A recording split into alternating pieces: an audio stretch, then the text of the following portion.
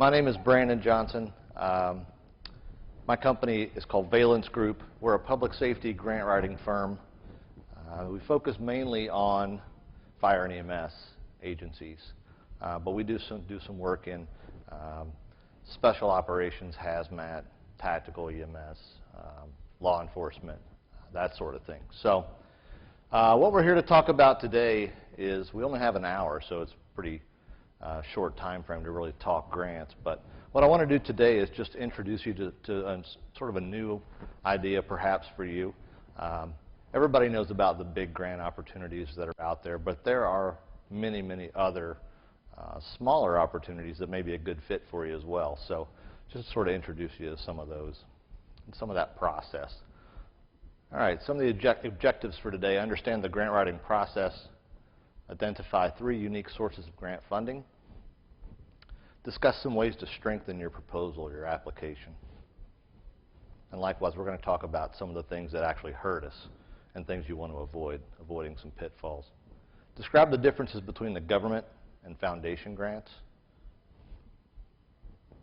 and discuss the grant proposal narrative components and their purpose, what they're for. All right, so topics: we're going to cover the grant process just in a very general term, and it's a process that you can apply to nearly any grant program. So it's just a pretty simple idea. Developing a year-round grant strategy. How many grants do you guys write per year? 5? 1? None? About 5? Okay. So finding grants that will fulfill a year-long strategy is really should be your goal, because if you're in the one-and-done strategy, we're going to wait till AFG comes around and we're going to submit an application and we may or may not be funded. Okay, so if you do that, you've got all your eggs in one basket and you've really left a lot of money on the table. So some grant proposal types, and really this isn't rocket science, guys. Anybody can write a grant. If you can read and follow directions, you can be successful, okay? But following direction is paramount. Very, very minor mistakes in an application can be, the difference in being funded and not being funded. So it's important that you be mindful of all of the guidance and follow it to the T. A team approach works better if you have a team of people that can assist you. If your situation is like mine, I am the team. I'm it at my agency. Okay, but team works best, especially on a large research grant. You've got multiple areas you need to research. There's the proposal. We'll talk about a full proposal. They are much more in depth than what we would be dealing with an AFG grant or a foundation grant. Attend workshops and training when you can. Develop a grant process, and if you've been doing this a while, you know that persistence is really important. Because if you get funded your first time, you're going to expect it every time. Probably not going to happen that way. And if you get denied a few times, you might just say, "To heck with this. I'm not going to waste my time anymore." We talk with a lot of different fire departments that are just sort of done, and they never find out what they do wrong, so they just get sort of down on it, and they don't continue to work with the grant. So.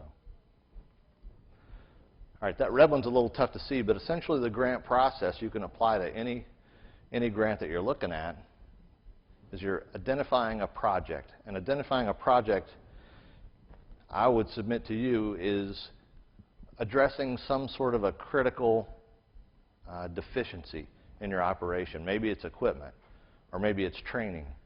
Okay, it can be anything. But once you've identified that project, you need to know what it costs. So you have a preliminary budget, sort of a cost estimate of what this project would cost. And then you have to go out and you have to find a suitable grant program. What sort of grants do you guys apply for? AFG probably. What else? Like UASI, those sorts of things, like the Homeland Security?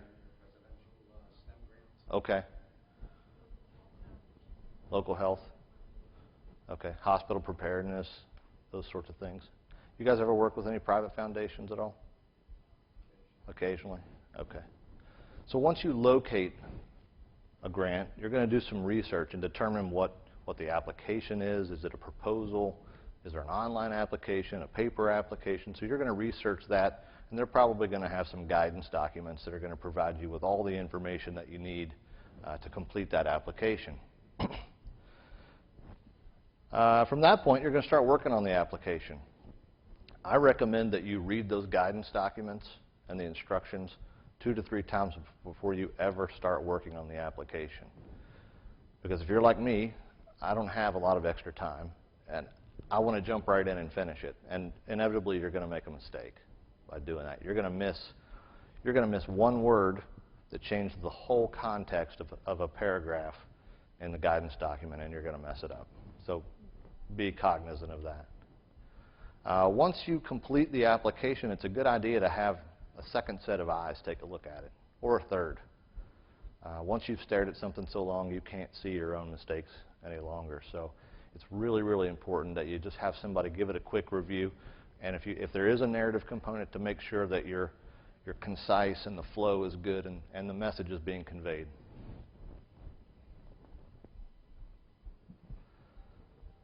So we all know the kind of projects that grants can assist us with.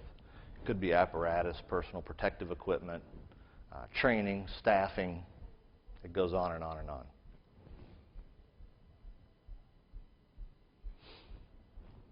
What you really want to avoid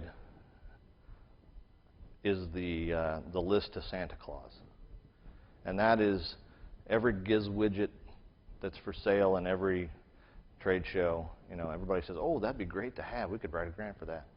So you end up with this list of things that you may want, but do you really need it? Can you justify it? So that's what's really important. You want to determine what is need and what is want. Need fulfills some deficiency in your operation, or in your equipment, or in your training. Want is want. I want a fast car. I don't have one because my wife says I can't. But you get what I'm saying. Measurable outcomes. Try and pick a project that has a quantifiable outcome. You can say that by adding this vehicle, this training, our staff is safer, smarter, better, faster, whatever the case may be. You want to have a project that's also cost effective. You know, if you're a small rural department and you're asking for $1 million for a project that you could do in another way with $100,000, you know, the cost benefit is just not great. So pay attention to cost benefit. Every grant program will, at least in a general sense, give you some priorities. And the AFG grant is very good about that, depending on what type of organization you are and what sort of a population you serve. They're going to tell you, you know, vehicles for an urban area are high priority if they are, you know, pumpers and ladders and that sort of thing, ambulances. So just like that with equipment, you'll have priorities in equipment. And you really want to stick with those priorities if you want to get funded.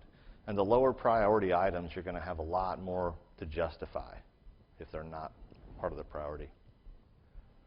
Solve problems with a creative solution. Try and find ways, out-of-the-box ways to fix solutions and to take care of deficiencies. Conduct a needs assessment. This is really important because this is where we really can get down to determining what is want and what is need. So carefully examine risks in your area, and that includes critical infrastructure, you know, that sort of thing that you may or may not be prepared to respond to. Also, critical needs in equipment. Anytime you're replacing obsolete equipment or broken equipment or vehicles that are so old they shouldn't be on the road, those are going to be high priority items. But compare and align your needs with those of the grant. And, you know, there's not a silver bullet out there that's going to fit every need, but you're just going to have to do a needs assessment, determine which project that you need is most well aligned with the grant that you've selected.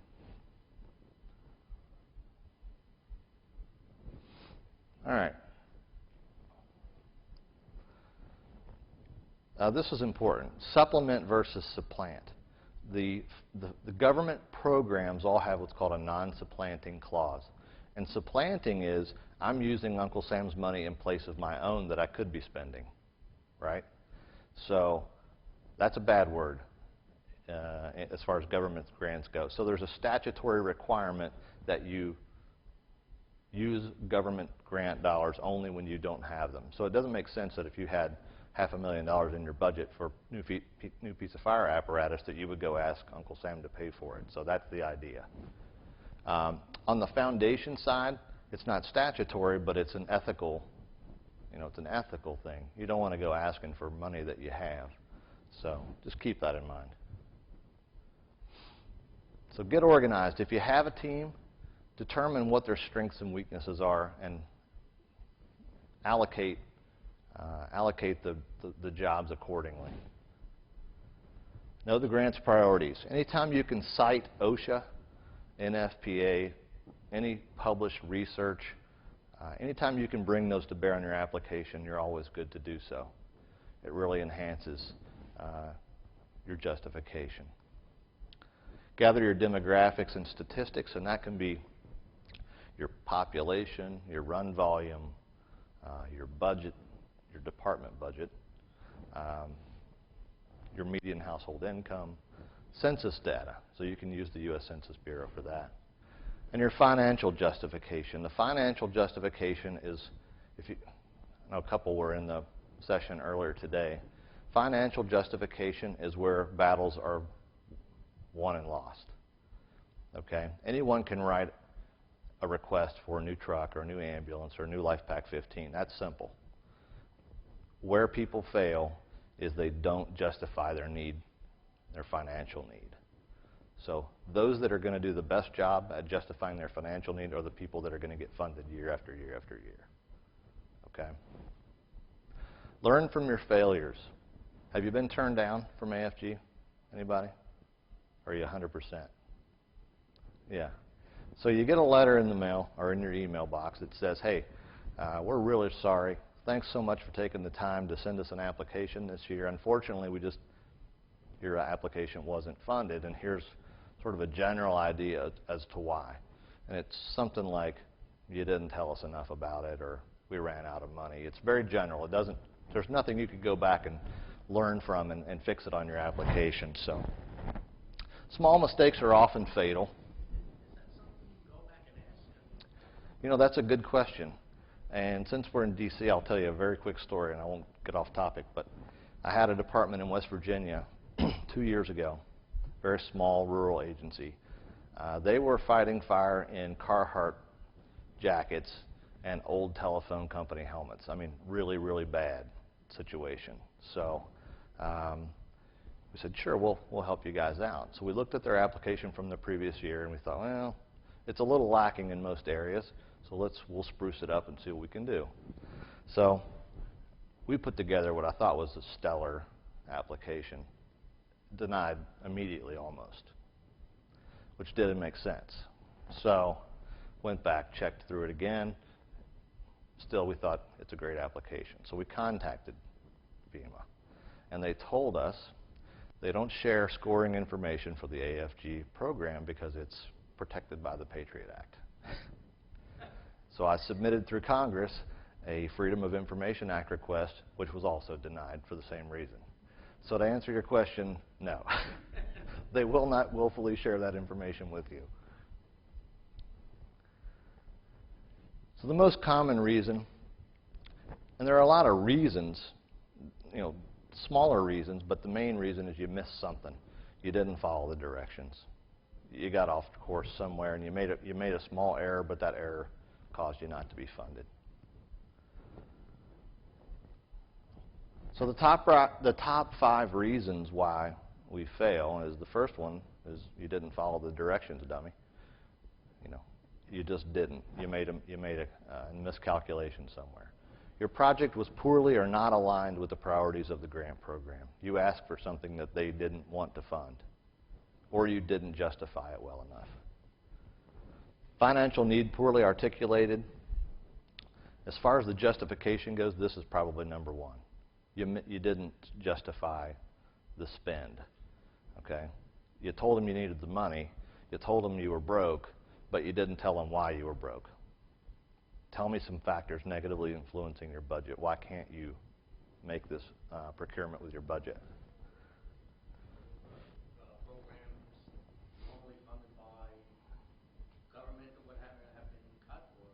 Right. Well, you can use that. You can use your tax base. You can use cost of staffing. You can use increases in healthcare cost. All those sorts of things. Anything that's negatively affecting your budget. And unpolished proposals. We all get in a hurry, and if you procrastinate like I do from time to time, you may put together a less than stellar proposal and submit it so you can get it in before the deadline, and maybe that wasn't the best idea. Is there a better time in the proposal, like as quick as possible, last month? Well, yeah, we'll talk about that, because when we get into the different types, that's going to make more sense. But know your agency type. What type of agency are you? And I'm not talking about fire, EMS, or EMS only, that sort of thing. I'm talking about, are you government, quasi-governmental, municipal, unincorporated, like a taxing district, public utility model?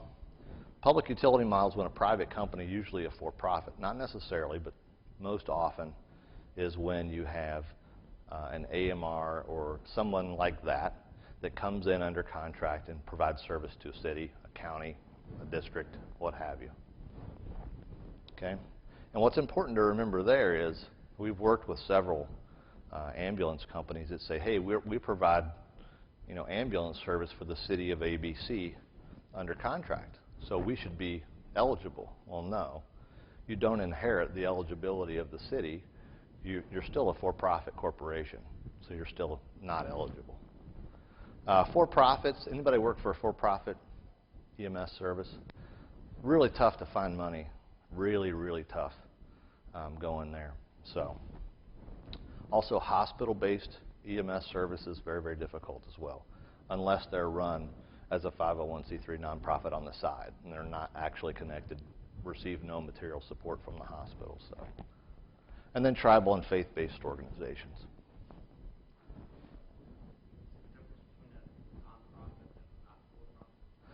That's a good question. There's a distinction in the IRS code that determines either you're for or you're not for. And non-profit and not for-profit, the difference is under 501c3 you are non-profit, okay? And there's also some additional stipulations on political lobbying and that sort of thing. You're really restricted pretty tightly. So what's your strategy? You guys said you submit 4 or 5 grants a year, which is surprising to me because that's not commonly what I hear. I hear we do the AFG grant and then we're done for the year. And if that doesn't come through, oh well. And I think that's probably because, you know, it's a couple reasons. You know, I'm a firefighter and a paramedic too. I have a job. My grant writing, as far as my department goes, it's not a big part of my job. You know, so everybody has multiple hats that they wear on any given day. And when grant season rolls around, you're going to throw that one on, and for about a week, you're going to go to work as, you know, the grant writer for the fire department or the EMS department. So one and done is not really a strategy I would suggest. It's much better to try to spread it out. I'm not saying ignore the AFG grants. Certainly that is a big pool of cash. But there's other things out there as well. As the pool of money decreases and the number of applicants increases, what happens to your odds? I mean, it's starting to become like the lottery a little bit, you know. Now, you can't win the lottery without a ticket, so you should get one.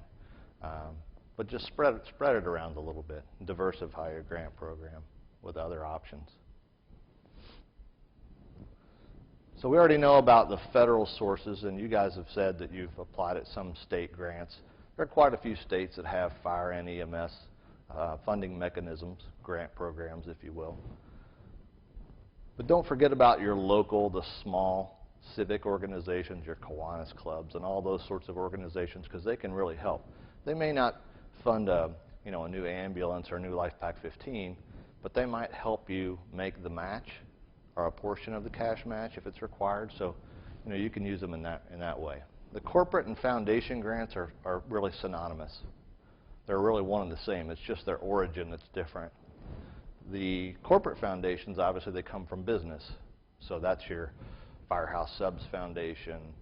There's lots of them, okay? And we'll talk about them specifically. And then the foundations are just a nonprofit that's set up for the purposes of charitable giving. And it's usually a large endowment, some familial endowment that was left to give to a certain mission. Eligibility is always a big question. Are we eligible to apply for this grant? Well, you need to know, like we talked about, your tax status. What are you? How are you formed? And I have people tell me all the time, yeah, we're tax exempt. Well, they're tax exempt for the purposes of sales tax, but they're not tax exempt. They're not nonprofit. There's a big difference. So there's an IRS utility you can use online to double check how you're organized, if it's 501c3 or if it's other. So taxing district, city, county, private and for-profit.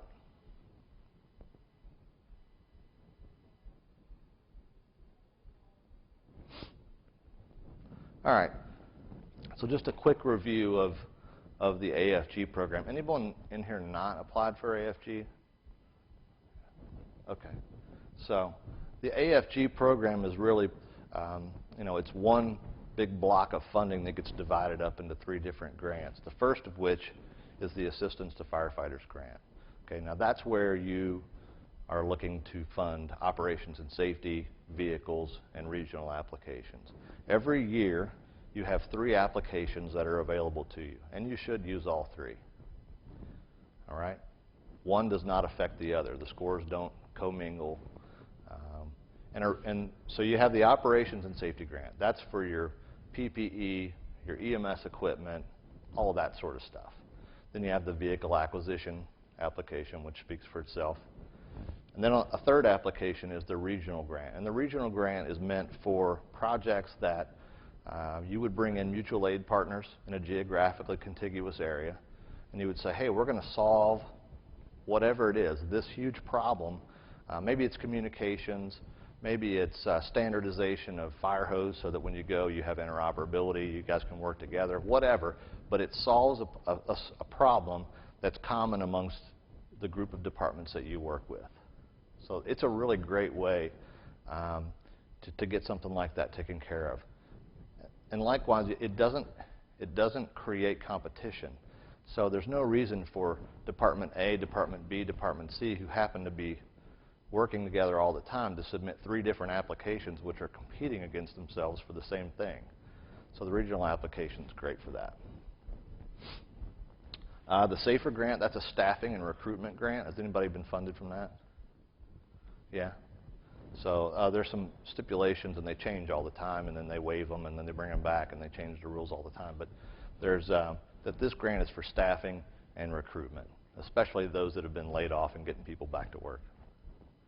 Fire prevention and safety is exactly that. This is focused on public safety campaigns, fire prevention, juvenile fire setter, that sort of thing.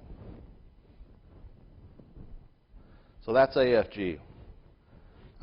You also may receive funding from some of these other grants. Now these are going to be taken care of more at a regional level.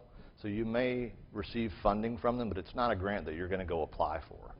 Okay, you're probably going to work your request up through a committee in your region. If you happen to be lucky enough to be one of the 25 or 24 UASI areas that's left, that money's really been cut back.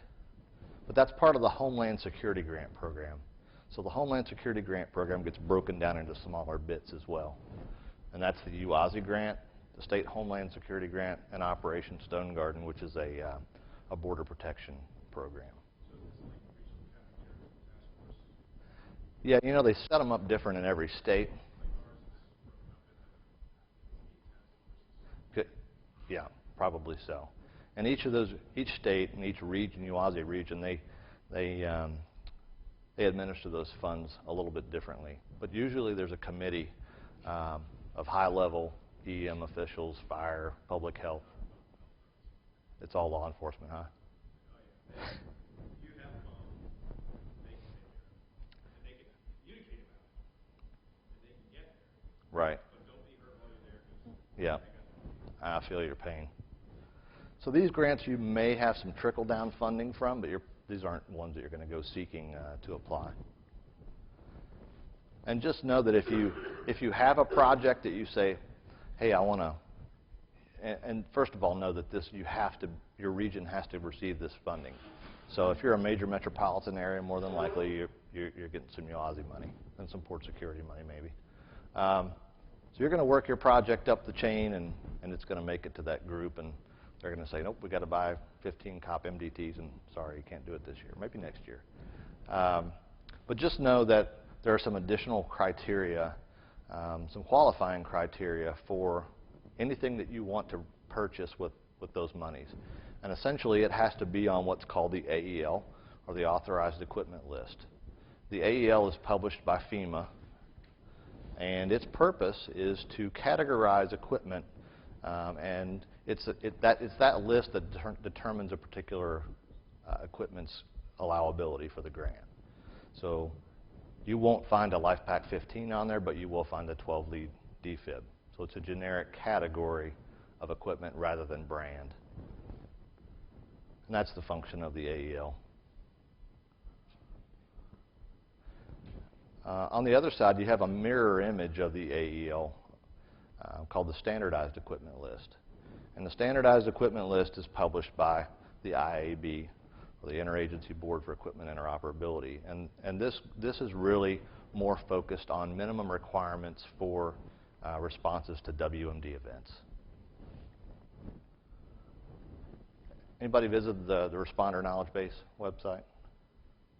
The Responder Knowledge Base is a great site of information, certifications and standards, and information on grants and equipment.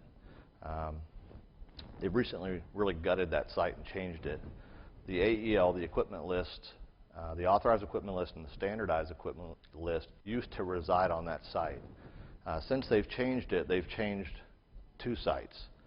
This is the Lessons Learned Information Sharing, the LLIS.gov. If you go there, that's where the AEL lives now. And the SEL is now moved back to the IAB site. So if you need to reference any of those, that's where you'll find them.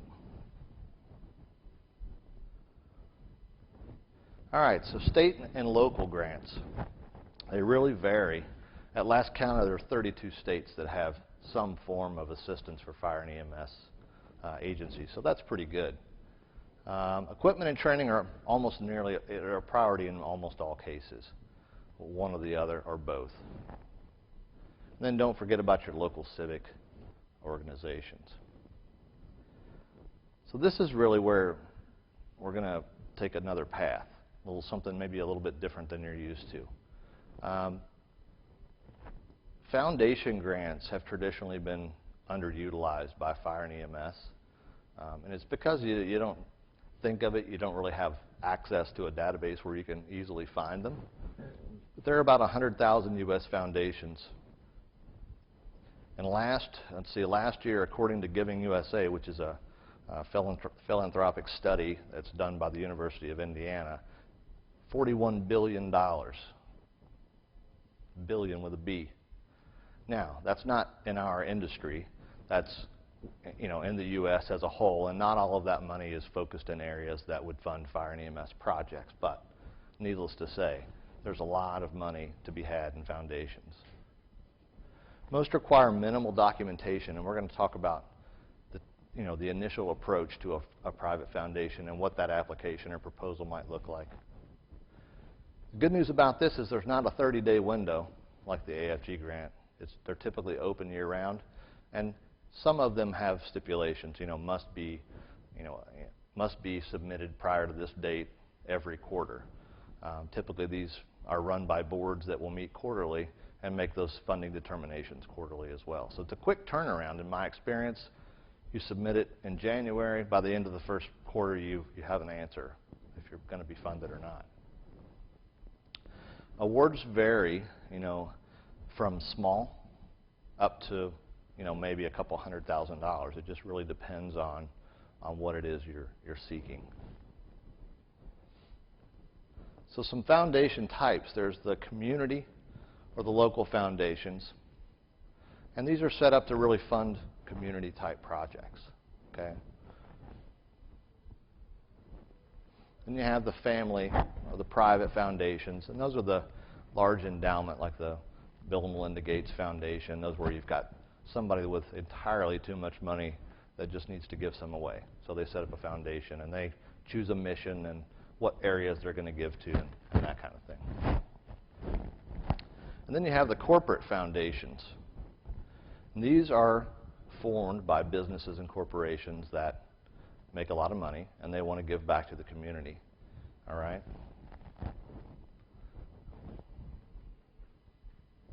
Each of these foundations is unique. All right? Not one of them is going to be the same.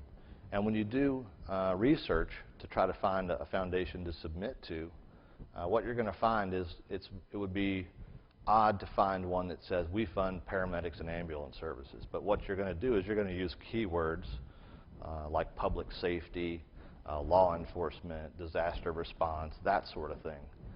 And then you can mine down and find it that way. So it's a more ambiguous sort of mission. No standardized guidance, but what you'll find is there's a few resources that I'll give you in a little bit where you can actually go and search for foundations in your area that might fund you. And each of those is going to have different requirements. They may want you to send your latest financial statements and a copy of the roster for your board and maybe your IRS determination letter or something like that. So they're going to give you a list of items that they want you to submit along with your proposal. Fire, EMS, specialty rescue, technical rescue, this works great for those types of agencies. All right, and these are, a lot of the specialty services, that's really underserved in most of the major grant programs. So this gives you a different avenue to go after. Now here's the catch. Most foundations, and not all of them, but most, will require that you be organized under IRS Code 501c3, which means you're a nonprofit. All right? So your for-profit EMS and fire departments, if you're a fire department at Toyota Manufacturing and you work for Toyota, you're not a city or a municipality. What's that? Nothing. All right. So city and county and municipal agencies are typically not 501c3s, but you may have a local foundation in your town, in your county, close by, that would be willing to act as the pass-through for a request. So don't think you're out just because you're a municipal organization and would otherwise be ineligible.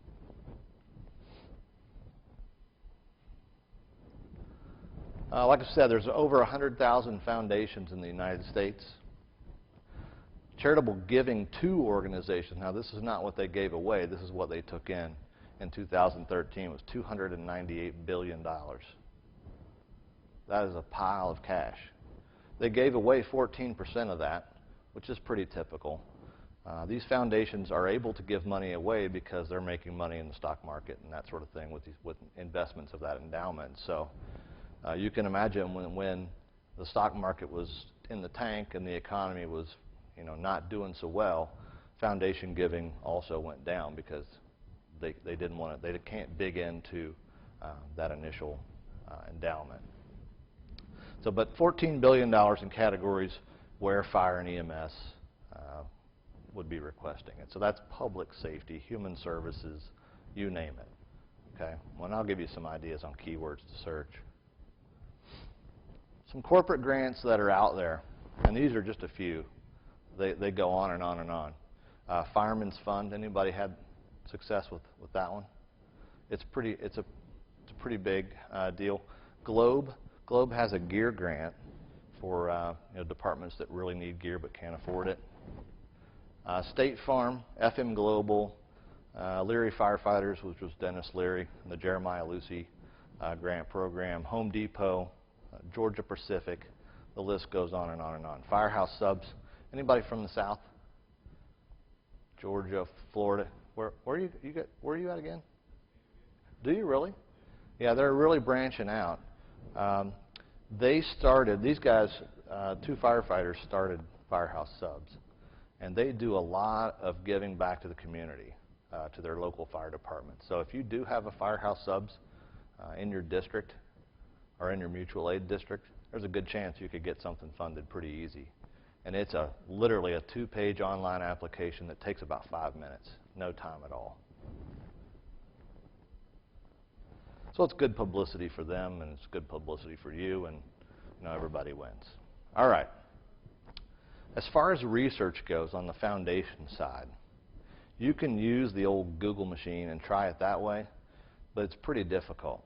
And what I would suggest to you is that you look at some subscription database services, and maybe even your county already, or county or city, maybe they already have access and you just don't know it.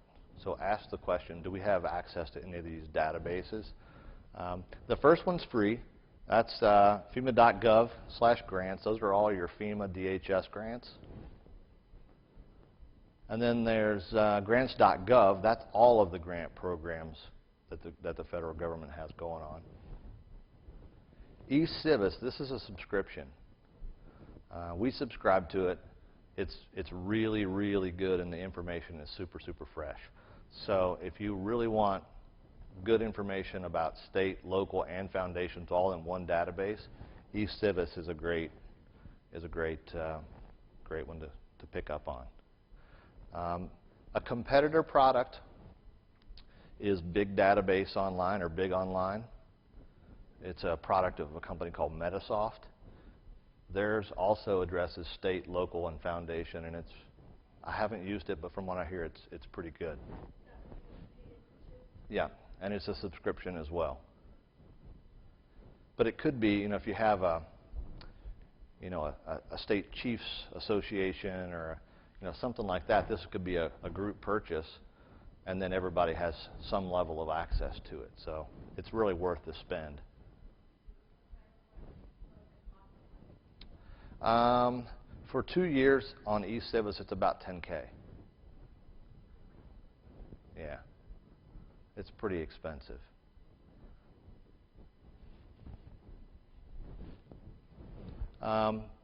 Foundation Center.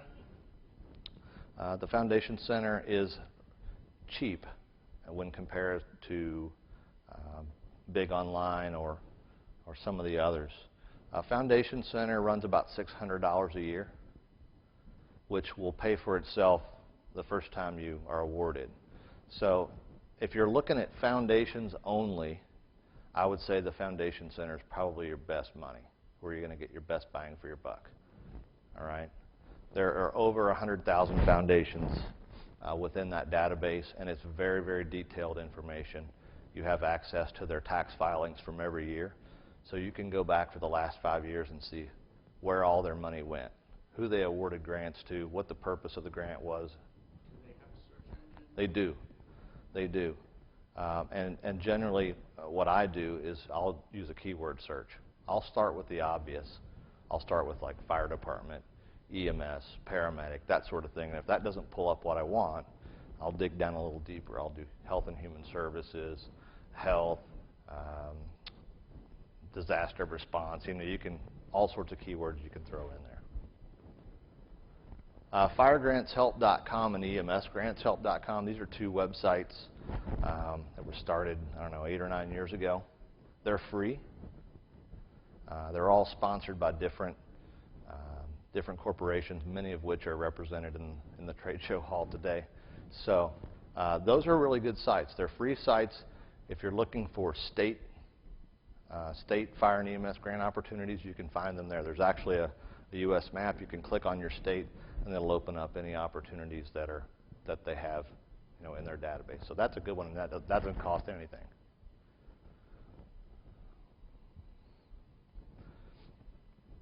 All right, so let's talk a little bit about narrative and proposal types. There's the application specific, and those are the foundations that would have an online application where it just says, okay, you're going to respond into these narrative boxes for the following questions. The AFG grant, same sort of thing. You're answering questions posed within the application, and you're responding in narrative form in those areas. So you've got your project description and budget, your financial need, operations and safety, then the statement of effect. That's your AFG application. All right, for the foundations, if you're looking to go that route, the concept letter is the proposal that you really want to focus on.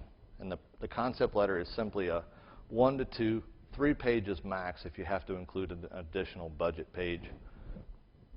Just a miniature proposal. So it's all of those things that we've talked about, just in a very succinct form. All right, so include a cover letter. The cover letter should be very succinct also and should just say, this is who we are, this is where we are, this is what we do, what is the problem? We have a problem, here it is. So a problem statement, a purpose, and then your budget. What are you asking them for?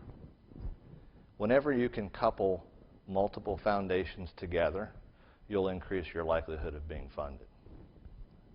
And with that being said, foundations typically don't require a match. So if you ask for $10,000, they're going to give you $10,000 if you're funded.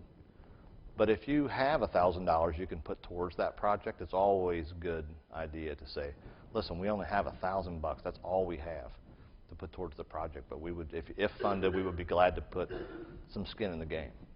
So that'll help your chances. And then you've got a full or a long proposal. And these are typically reserved for, research grants, medical research, that sort of thing. It's pretty beefy. They can be hundreds and hundreds of pages. But generally, they'll include an executive summary, a statement of need, a project description, a budget, your organization information, and then a conclusion. So thank goodness we don't have to deal with that. Most of the things we deal with are really simple. So the year-round approach is really what I recommend as far as the grant approach. It gives you the opportunity to have much more availability of grants rather than just one every year. It increases the likelihood that you'll be successful year-round if you're submitting 8 applications versus 1 or 2. And it's great PR for your organization, and ultimately you get what you need to address those deficiencies, and the chief's going to love you for it. And if you're the chief, you can pat your own back, I guess. So that's a lot of material. I was going to upload some handouts, but frankly, there was too many of them to upload. So what I'm going to do is I'm going to host a file share, and then I'll have fire and EMS proposals for foundations and all that sort of stuff on there that you can go and download.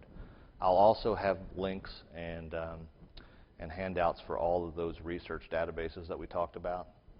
And if you guys have questions, need help with something, my contact information is here.